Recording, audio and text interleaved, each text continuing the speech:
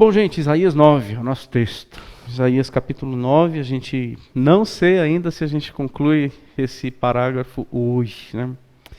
Não sei. A ideia é irmos um pouco mais nesse capítulo 9, estamos só até o versículo 7. Falamos da maior de todas as invasões, que não era o reino da Síria, não era o exército assírio. E a maior de todas as invasões era uma criança. Falamos disso na quinta passada. Caso você não esteja nos acompanhando, o nosso vídeo já está no nosso canal, você pode acompanhar a aula passada, onde nós falamos um pouco sobre a necessidade desta criança ter vindo ao mundo. Por que esse Jesus veio? Por que esse menino nasceu? Por que um filho nos foi dado? E falamos sobre o pagamento, sobre o resgate, sobre o valor, e principalmente da encarnação, quando Deus se fez carne e habitou entre nós. E é por isso que esse menino veio, para resgatar, para se fazer um com a humanidade e ser o redentor de todos. Assim, não existe mais pagar pelos nossos pecados, né? A gente não paga mais pelos nossos pecados, aprendemos isso quinta passada, porque ele veio para pagar a conta. Quem não crer nisso ainda está querendo pagar as contas, seja por boas obras, seja pelo próprio sofrimento. E nós vimos isso na quinta passada, que isso não existe. Esta criança veio para pagar a conta. Então aprendemos que o nosso Senhor, ele é o juiz, mas também aquele que justifica. Ele tanto é aquele que é o juiz, como também é aquele que paga a sentença perfeitamente. E hoje queria falar sobre essas descrições do Emanuel. Vamos ler o texto todo mais uma vez? Todo assim, versículo 1 até o versículo 7. Acompanhe a sua Bíblia, Isaías 9, do 1 ao 7. Vamos reler esse texto. Mas para a terra que estava aflita, não continuará na obscuridade. Deus, nos primeiros tempos, no passado, tornou desprezível a terra de Zebulon e a terra de Naftali. Mas, nos últimos, ou seja, daqui a pouco, no futuro, tornará glorioso o caminho do mar, além do Jordão, Galileia dos gentios. Isso se cumpriu em Jesus. O povo que andava em trevas viu grande luz, e aos que andavam na região da sombra da morte, resplandeceu-lhes a luz. Tens multiplicado este povo, a alegria lhe aumentaste. Alegram-se eles diante de ti, como se alegram na ceifa, e como exultam quando repartem os despojos. Porque eu quebrarei o jugo, porque tu quebraste o jugo que pesava sobre eles, a vara que lhes feria os ombros, o cetro do seu opressor, como no dia dos midianitas. Porque toda bota com que anda o guerreiro, no tumulto da batalha, toda veste revolvida em sangue serão queimadas, servirão de pasto ao fogo. Por que isso tudo vai acontecer? Porque o menino nos nasceu, um filho se nos deu, o governo está sobre os seus ombros, o seu nome será maravilhoso, conselheiro, Deus forte, Pai da eternidade, príncipe da paz, para que se aumente o seu governo e venha paz sem fim sobre o trono de Davi e sobre o seu reino, para o estabelecer e o firmar mediante o juízo e a justiça, desde agora e para sempre. O zelo do Senhor dos exércitos fará isso. Glória a Deus. A gente vai falar sobre esse Emanuel. Vamos para o versículo 6 e versículo 7. Em primeiro lugar, convido você para esses dois versos. Vamos falar um pouco dessas descrições dessa criança, as descrições desse menino. Esse menino nasceu, um filho se nos deu. E aí começam as descrições dessa criança. Em primeiro lugar, ele é um governador absoluto. Vamos partir logo para essas atribuições, esses atributos que são destinados a esta criança. É um governo absoluto. É uma autoridade que está sobre os seus ombros. Nós não sabemos bem o que quer dizer este governo sobre os seus ombros. Nós não temos muita certeza assim. No capítulo 22 de Isaías, no verso 22, Isaías 22, 22, fala lá de uma chave nos ombros, que esta chave nos ombros, com esta chave, ela tem poder para fechar e nunca ninguém abrir, e abrir e com esta abertura a pessoa jamais poderá fechar. Então, quando nós conferimos isso com Apocalipse 3:7, ou seja, Isaías 22:22, com Apocalipse 3:7, nós sabemos de quem está falando.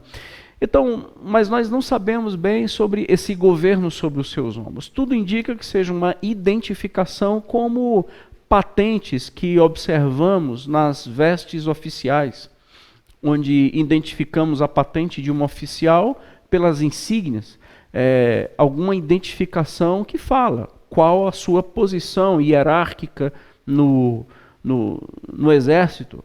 E quando fala o governo está sobre os seus ombros, tudo indica que seja uma marca, uma identificação. Isaías 22:22 fala de uma chave que mostra claramente que ele manda em tudo. E em tudo ele manda. E o seu governo, ele é o governo que estende o seu domínio para sempre. É um governador que não será substituído. É um governador que ele não terá sucessor, porque ele não morrerá. E que governo extraordinário é esse, que nós não precisamos ficar aflitos no questionamento da alma, dizendo até quando o Senhor governará? Quando que o seu governo parará? Quando ele será substituído?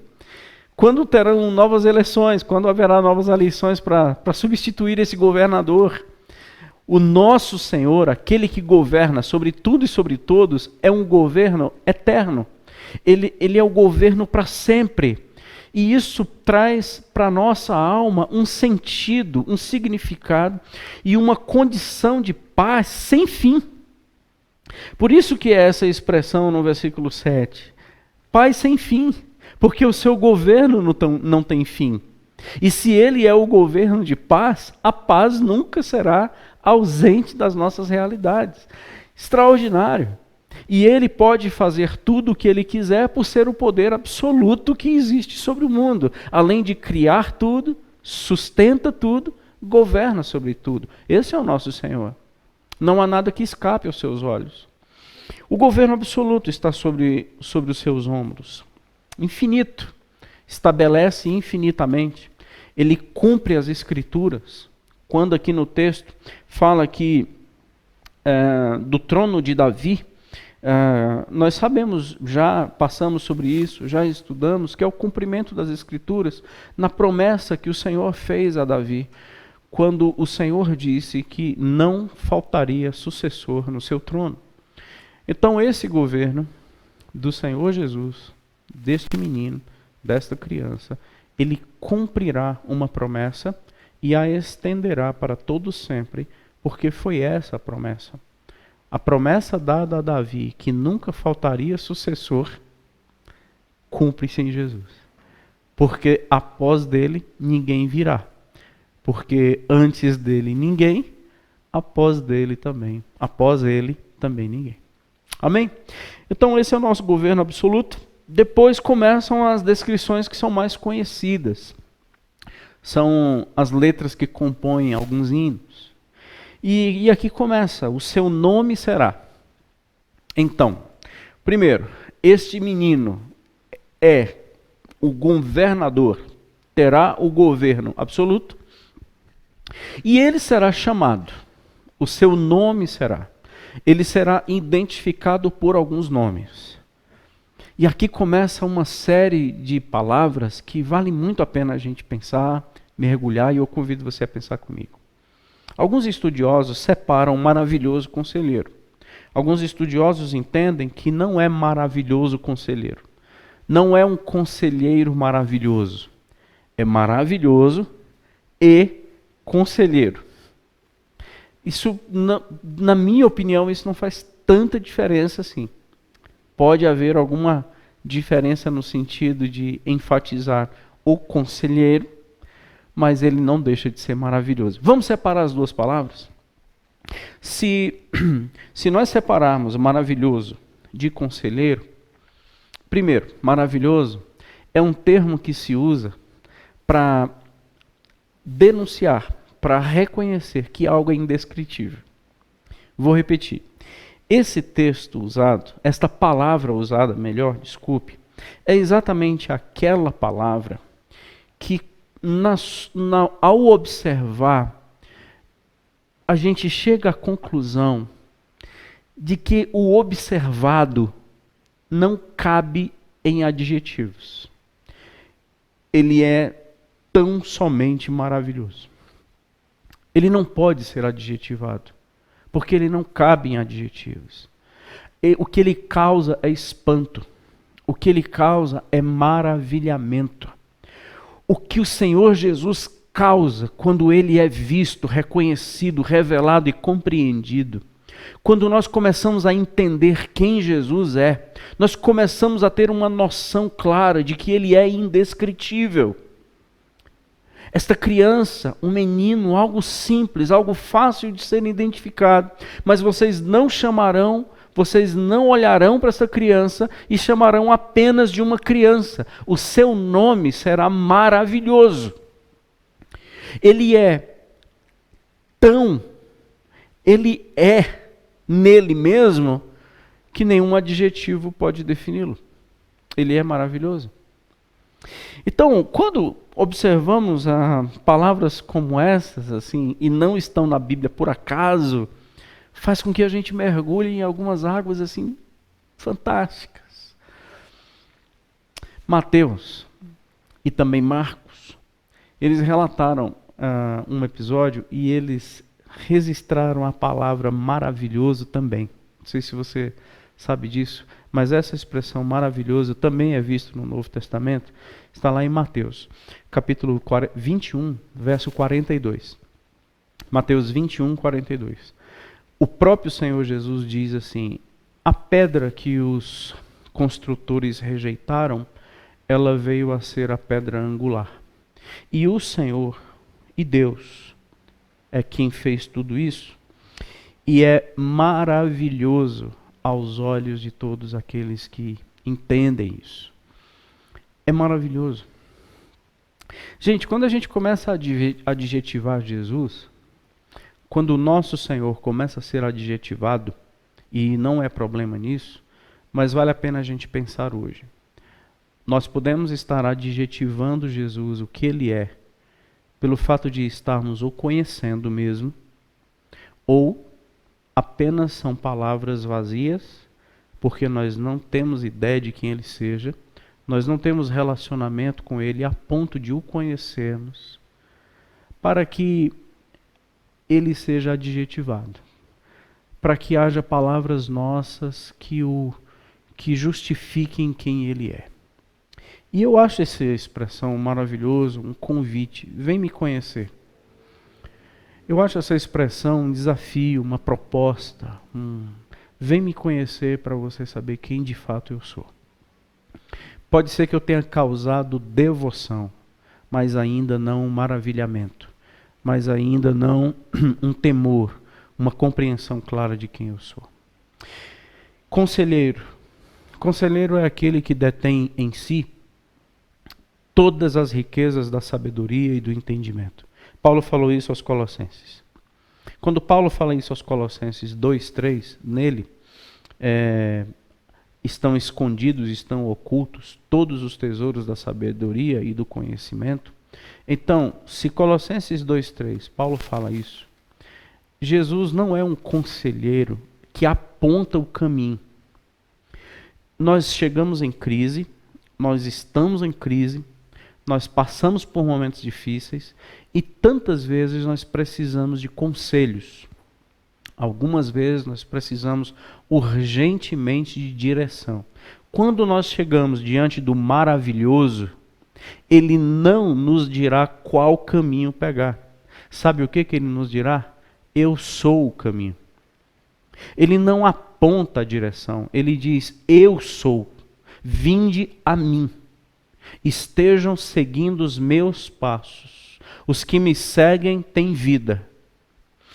Eu não sou aquele que, como aquele posto lá, que o pessoal chega e lá tudo tem e a partir dele tudo se resolve. Ele não é o posto de gasolina.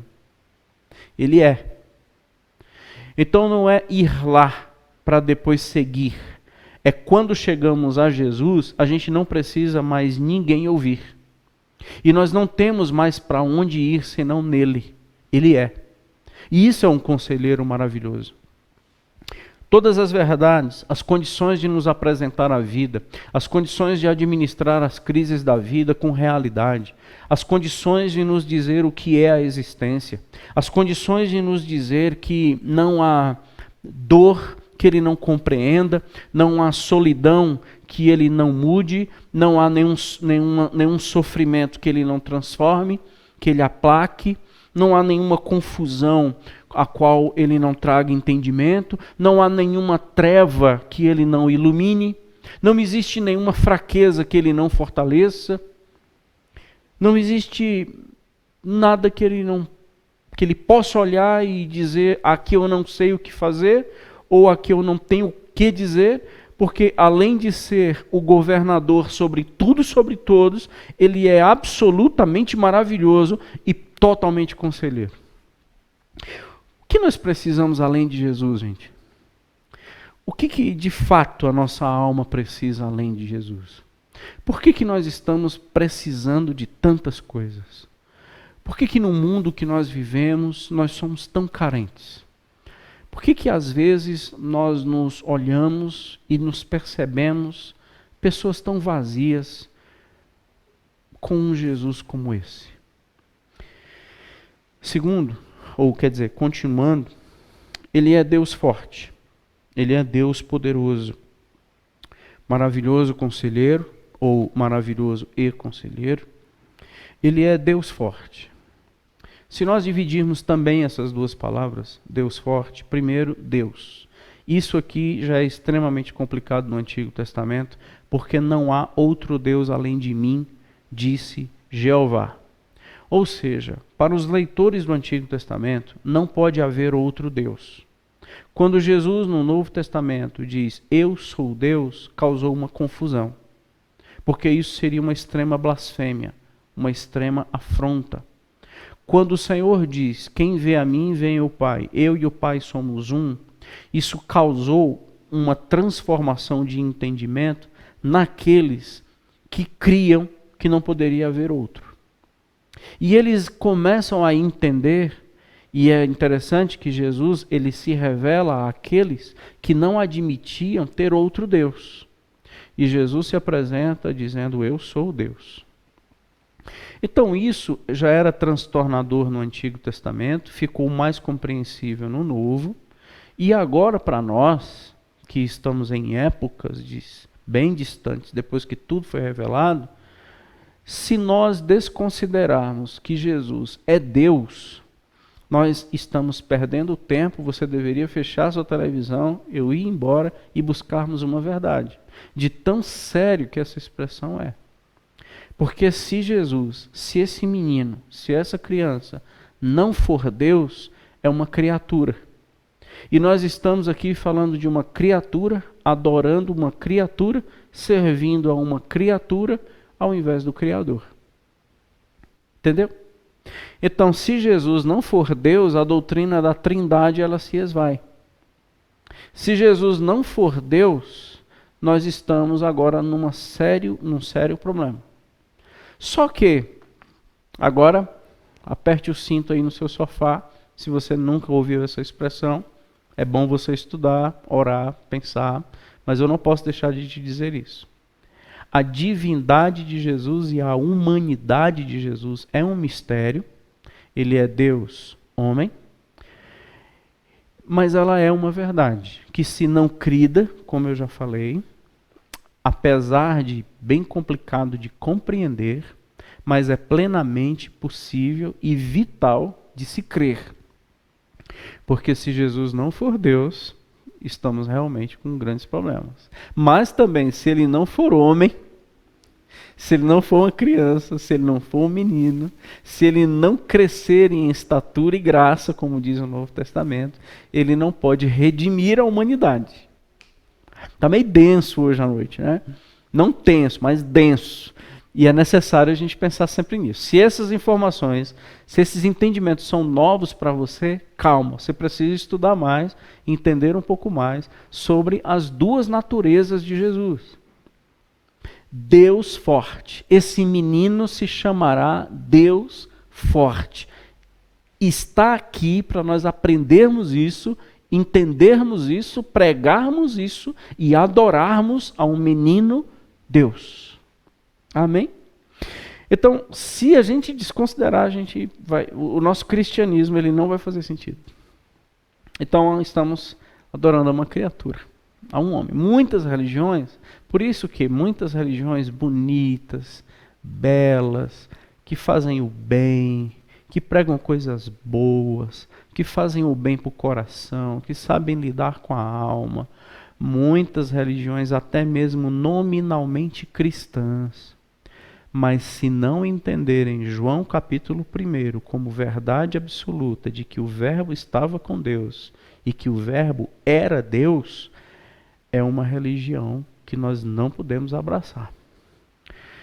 Porque ela desconsidera Jesus como Deus, mas apenas como um profeta, um bom homem, um vulto da humanidade que merece todo o nosso respeito.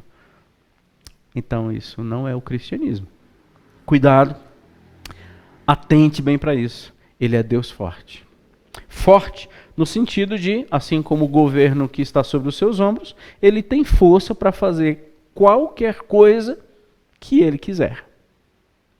Deus, porque o apóstolo Paulo falou em Colossenses, mais uma vez, 1,19 e 2,19, desculpe, Colossenses 1,19 e 2,9, Colossenses 1,19 e 2,9, que em Cristo habita toda a plenitude da divindade. Ele é Deus. Ponto. Forte, ele é capaz de fazer tudo que ele quiser.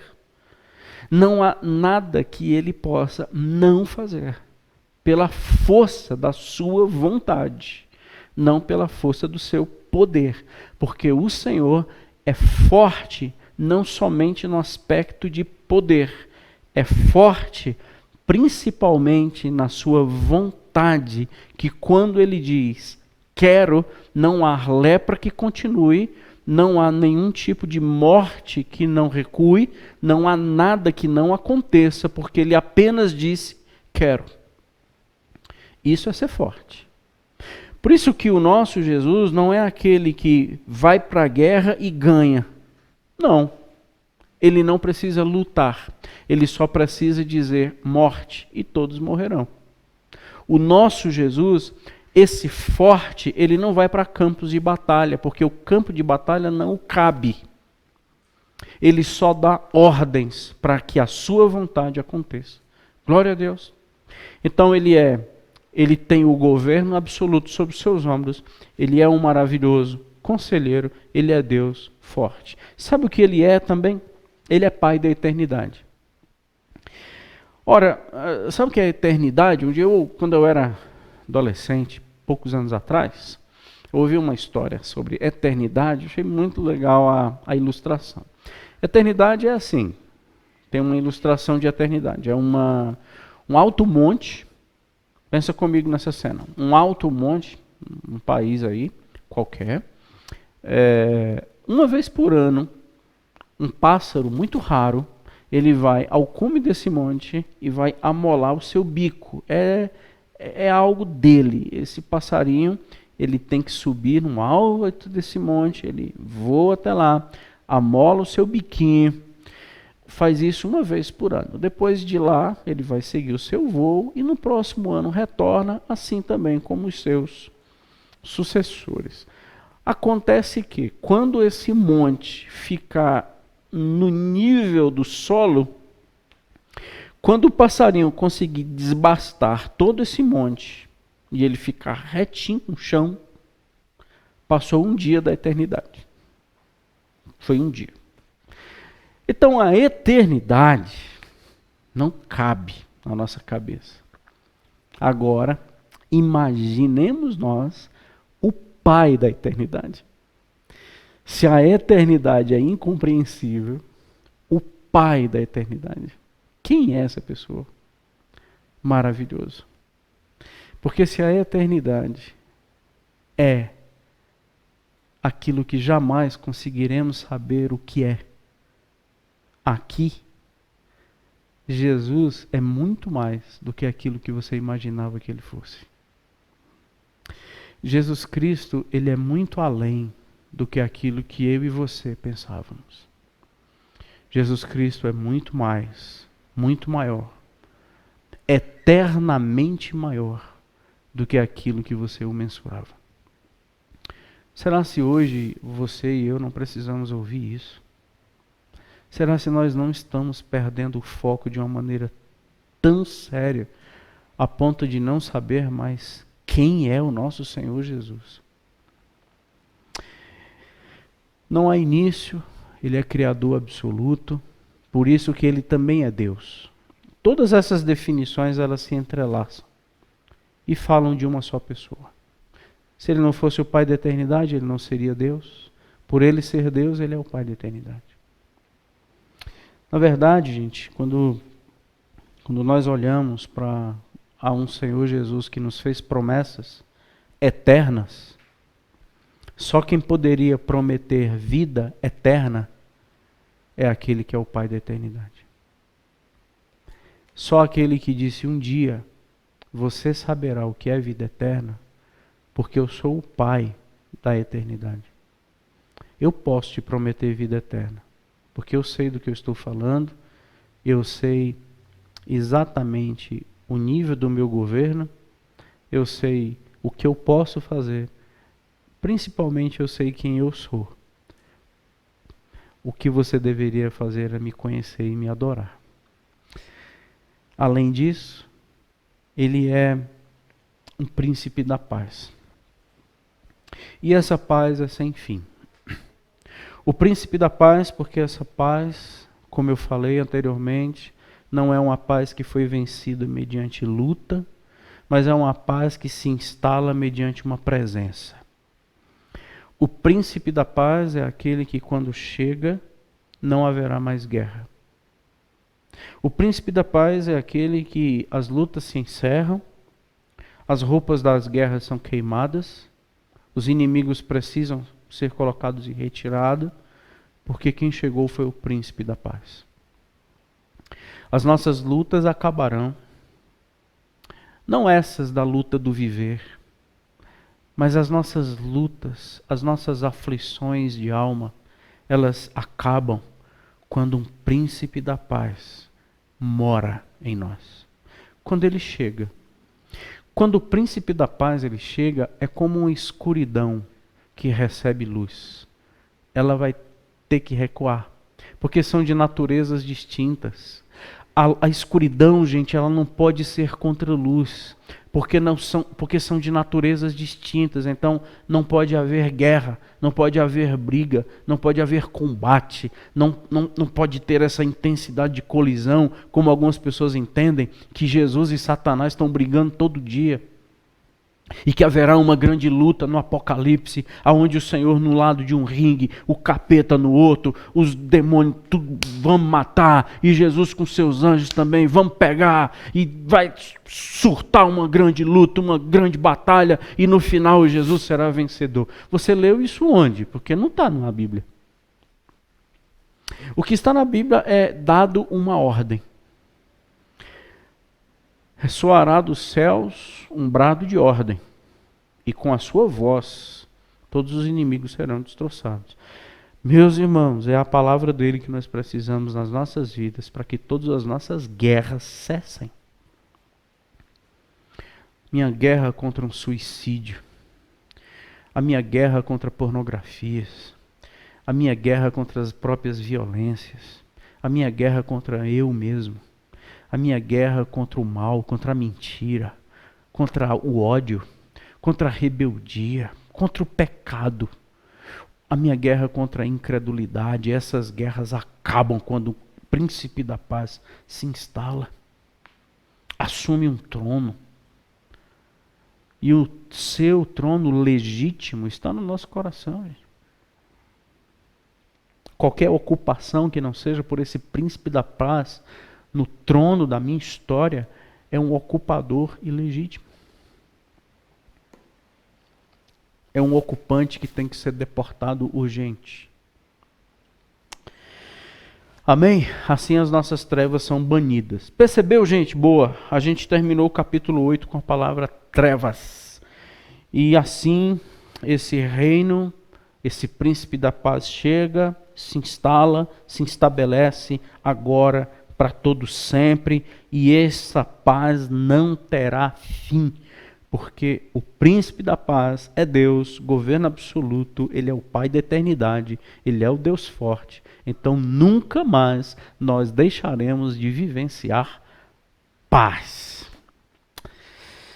Então espero que esteja sendo claro, espero assim que esteja sendo significativo para você, eu conseguindo deixar em linhas gerais, assim, em linhas mais panorâmicas, os significados, os nomes do que ele será chamado. E eu queria caminhar agora para o outro bloco da aula, nesses minutos finais. Acho que dá para a gente concluir hoje esse parágrafo. Nós já sabíamos que Jesus era assim, que ele é essa pessoa. Amém. Então vamos falar quais são os resultados dessa criança. Vamos voltar para os versículos 2 até o 5 e veremos aqui quais são os resultados quando esse Senhor se instala, quando esse menino começa a governar. E, meus irmãos, deixa eu pedir para que você pense comigo numa questão muito pessoal. É o resultado direto do Emanuel numa terra. É o resultado, os efeitos diretos desta criança num coração.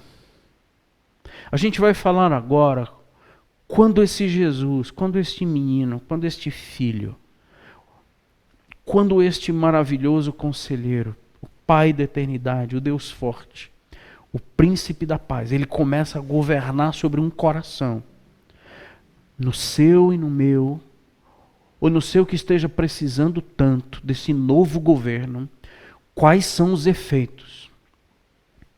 Quando há uma vida rendida a esta criança, a esse menino, quais são os resultados? Primeiro, gente, os resultados é que as aflições das trevas acabam. Versículo 1 e 2, o povo que andava em trevas viu grande luz. A terra que estava aflita, versículo 1, primeira frase, a terra que estava aflita, aflição, não vai continuar na obscuridade. O povo que andava nas trevas viu grande luz. Os que viviam na região da sombra da morte, resplandeceu-lhes a luz. Sabe o que acontece? A terrível treva, a terrível noite, ela é vencida pela aurora do nascimento dessa criança. Ela é vencida pelo nascimento deste menino, o surgimento do poder de Deus. Podemos relembrar as palavras desse menino lá em João, capítulo 8, versículo 12, quando diz: eu sou a luz do mundo. João 8,12. Quem me segue não andará nas trevas, pelo contrário, terá a luz da vida.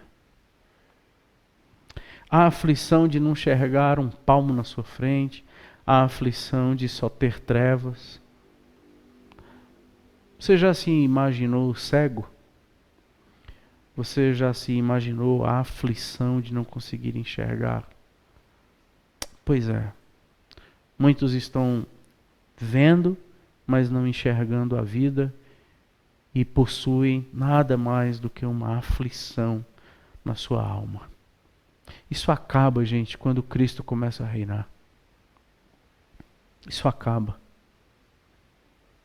É uma aflição que ela é constante, porque a paz que o mundo consegue dar não é uma paz suficiente para acabar esta aflição aqui. Não é.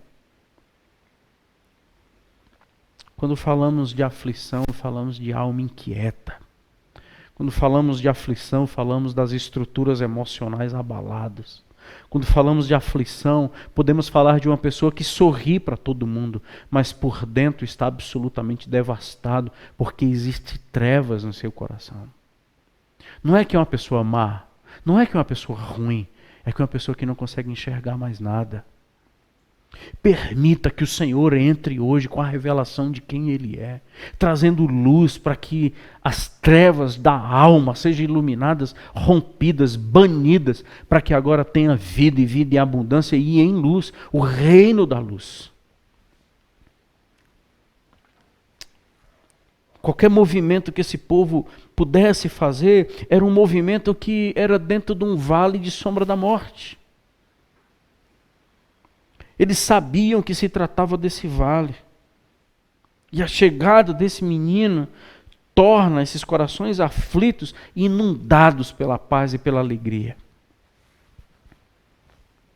Em segundo lugar, a humilhação é transformada em honra. Porque antigamente, no versículo 1, o Senhor tornou desprezível. Em tempos atrás, o Senhor tornou uma terra sofrida. Mas no futuro o Senhor a honrará. Assim somos muitos de nós, se não todos nós. Viver aqui, meus irmãos, quantas vezes é tão humilhante. Viver nesta terra como filhos legítimos do Deus de toda a glória, quantas vezes é humilhante viver aqui. Mas entenda, Deus se humilhou tanto que se tornou criança.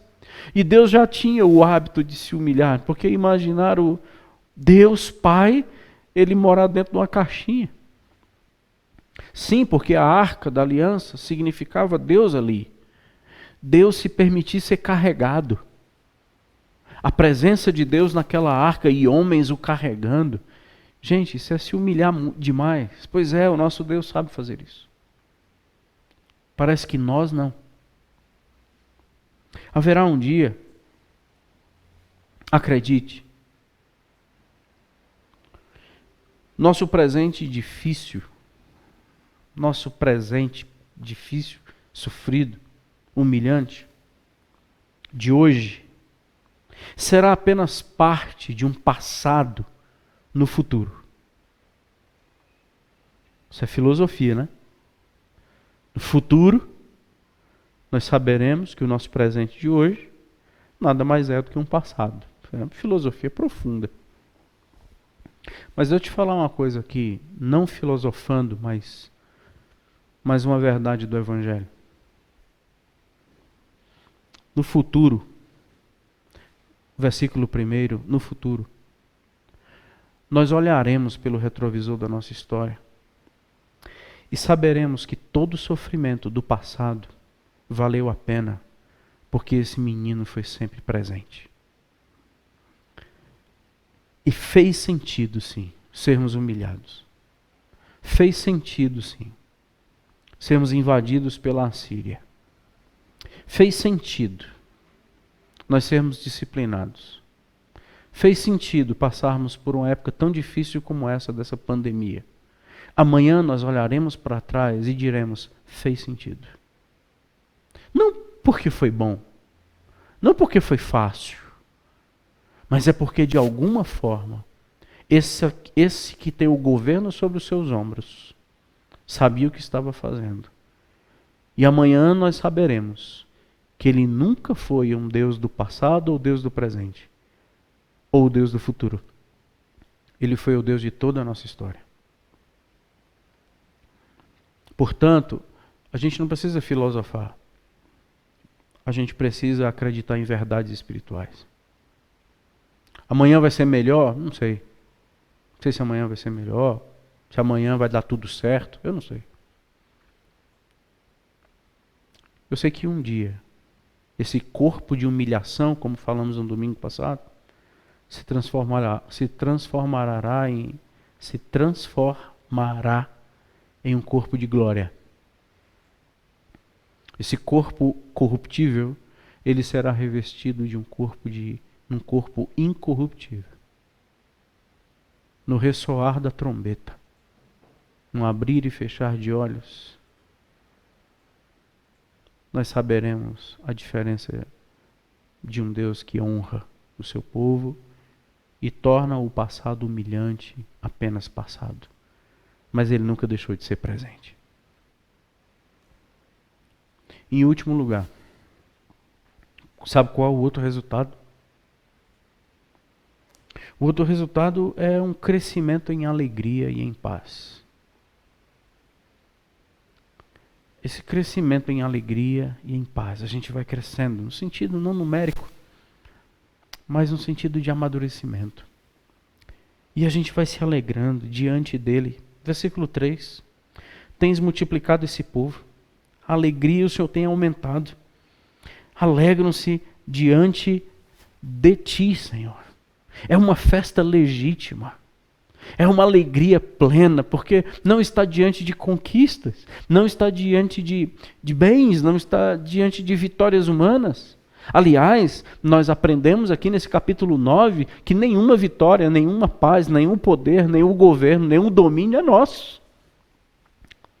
Até quando a gente vai lutar para aprender isso? Até quando a gente vai sofrer para aprender isso? Nada é nosso. Nós não conseguimos gerar paz, nós não conseguimos gerar alegria, nós não conseguimos gerar segurança, nós não conseguimos gerar nada, tudo é Ele. Nós não sabemos para onde ir, o conselheiro é Ele. E aqui essa festa é diante dEle, legítima. Uma festa onde um povo sabe adorar a Deus exatamente porque Deus está. E eles não estão com dúvida, será se Deus está aceitando o meu louvor? Será se Deus não está aceitando o meu louvor? Não existe crise, porque está restaurada a comunhão e diante dele nós o louvamos. Por quê? Porque um menino nasceu e tornou isso possível, sermos aceitos diante do Senhor, não para sermos consumidos, mas para festejarmos. Sermos colocados diante de Deus, não para Ele nos julgar, mas para que a gente festeje por tudo aquilo que Ele nos fez conquistar. Esse é o nosso Deus. A gente vai optar por qual caminho que não seja esse, gente. Esse povo vai se alegrar como aqueles que colhem os frutos de uma semeadura, de um plantar tão difícil. Eles serão aqueles soldados vencedores da guerra, que vão repartir os despojos, os bens legítimos, retirados do inimigo derrotado. Esse será o clima, o momento de festa. Deus destruirá o jugo dos opressores. Sabe o que significa como nos dias dos midianitas? Final do versículo 4.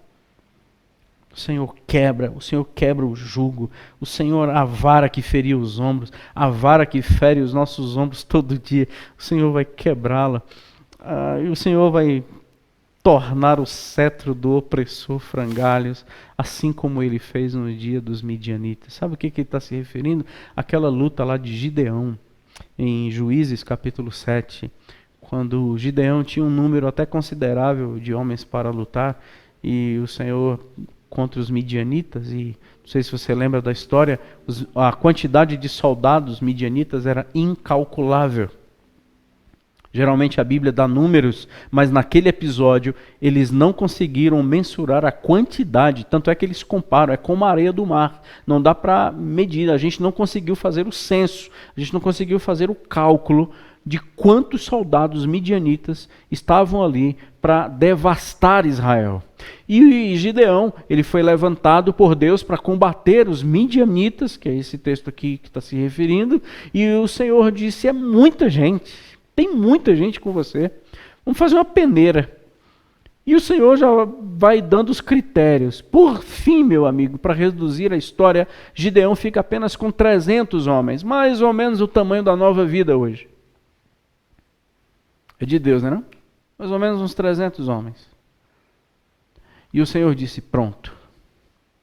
Com essa quantidade você vencerá as guerras. E sabe por que você só vai lutar com 300?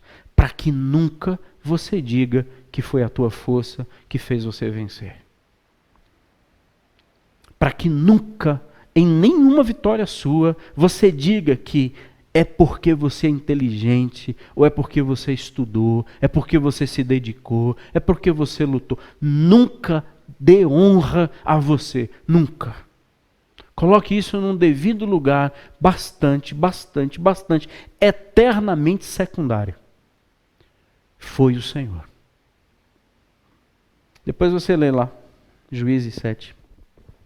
Você vai lutar contra essa multidão, só com 300, para que a glória seja minha e nunca sua. Entendeu? Então eu vou derrotar todos os teus inimigos, assim como eu fiz com os midianitas. Ou seja, nenhum recurso seu, nenhuma força sua, mas totalmente por causa desta criança que nasceu. Em último lugar, a suspensão de todas as guerras, versículo 5. O Senhor diz que amanhã as botas surradas e sujas de lama dos campos de batalha, elas não serão mais lavadas. Sabe, gente, esse período da pandemia a gente está lutando muito. Eu acho que nesse período da pandemia, muitos de nós estamos com botas bem sujas de guerras. A gente está tendo que lutar. Lutar pela nossa sobrevivência espiritual, lutar pela nossa família. Um dia, após outro, a gente está tendo que lavar as botas, porque a gente sabe que amanhã a gente vai ter que lutar de novo para a guerra. Quantos de vocês, quantos de nós estamos acordando durante madrugadas e já perdendo sono por causa de tanta luta que a gente está tendo que enfrentar? A gente está chegando a sangrar às vezes, as roupas sujas de sangue, pela causa que você tem. E o Senhor está dizendo, olha, eu vou te fazer uma promessa. Vai chegar um dia que você não vai mais lavar botas. Chegará um dia que as roupas não precisarão mais ser lavadas. Elas serão queimadas. Verá um dia que as tuas lutas terão fim. Um dia as tuas lutas acabarão. Um dia Deus trará o fim. E você não vai mais precisar lavar suas vestes. Um dia Deus enxugará dos seus olhos toda lágrima. Mas como vocês me conhecem, eu não poderia pensar nesse versículo 5 só dessa forma, sem pedir para você pensar numa coisa. As botas que serão queimadas e as vestes que serão também queimadas, elas estão manchadas de sangue e as botas estão manchadas de lama. Ou seja, a promessa é para aqueles que lutaram. Não foi para aqueles que assistiram lutas. Não foi para aqueles que vinham a cultos. Não. São para aqueles que as botas estão plenamente sujas. O Senhor passará à vista as tropas. E aqueles engomadinhos, os fresquinhos, aqueles que nunca sujaram as mãos, aqueles que nunca abraçaram irmãos, aqueles que nunca se comprometeram com nada, aqueles que sempre se preocuparam mais consigo do que com os outros, aqueles que são mais frequentadores de igreja, mais clientes de um hotel. Esse pessoal que não luta, mas espera que outros lutem por eles. Aqueles que não visitam, aqueles que não ligam, aqueles que não batalham pela igreja de Cristo para que seja um corpo só. Aqueles que não estudam e nem ensinam, aqueles que pouco se preocupam com crianças ou com idosos. Aqueles que apenas pensam na sua própria vida e que Deus abençoe os seus pessoais e familiares projetos.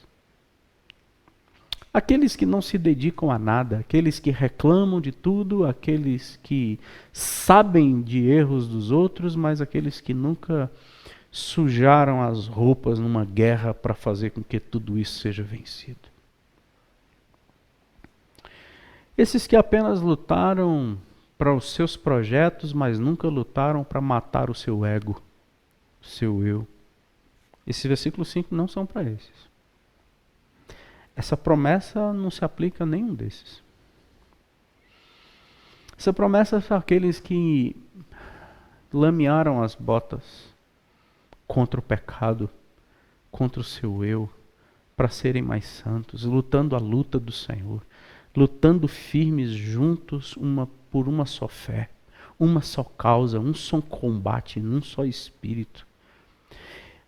Esse pessoal do versículo 5 é aqueles que foram igreja, foram povo, foram família. Lidaram com as suas questões, os seus defeitos, as suas derrotas juntos. É aquele pessoal que quando um chorou, os outros choraram. Quando aquele se alegrou, a gente se alegrava. É esse povo, é esse exército diante de um só general, que um dia verá uma fogueira de todas as suas roupas de combate, dizendo: filho, filha, acabou. Para esses, um dia, os utensílios de guerra não serão mais usados, mas serão queimados. Que Deus ponha fim nas nossas lutas hoje, as que precisam ser vencidas pelo Príncipe da Paz, para que nós possamos, aqueles que estão perdidos, lutar as lutas que devem lutar. Meus irmãos, esse texto fala de um passado, fala de um futuro em relação a esse menino, a esse filho que nos foi dado, mas a gente sempre encerra perguntando: e o presente? Como estamos hoje? Essa criança já veio, ela cresceu, ela morreu, mas ela ressuscitou. A promessa foi cumprida. Esse menino invadiu toda a história e quer invadir todas as nossas histórias. O que a gente precisa mais pensar é se nós estamos mais preocupados com a invasão de um vírus. E como é que nós estamos hoje com essa invasão dessa criança, com esse Redentor? Se ainda há trevas, que seja dissipado. Lutas erradas que sejam vencidas e que um grande príncipe da paz seja entronizado. E aí, gente boa, o culto é isso. A gente vive em culto, cultuando. A gente não está aqui, né, no prédio, mas a nossa vida é um culto, porque se a gente não cultuar por esta criança, a gente não tem mais razão nenhuma para cultuar. É por esta criança que faz sentido isso aqui, é por esta criança que faz sentido a gente retornar para cá, mas faz sentido também por esta criança a gente não depender só daqui. Porque por ela, por esta criança, por este Deus forte, pelo príncipe da paz, pelo maravilhoso conselheiro, pelo Pai da eternidade, é Ele que faz com que nesta pandemia nós sejamos transformados na beleza da sua santidade, na glória de quem Ele é. Aí faz muito sentido. E a gente adora esta criança em todo o tempo. Não teve perguntas? Deus abençoe sua noite, restante de semana, seu lar. Medite nessa palavra. A gente falou muita coisa, mas de um só assunto. Estude, busque, conta comigo no que você precisar. Me tenha como seu amigo, seu irmão, seu pastor, para a gente crescer juntos. Que a paz do Senhor reine no seu coração e na sua casa, em nome de Jesus. O menino nasceu, um filho foi nos dado, mudou tudo. Tchau, gente. Deus abençoe você.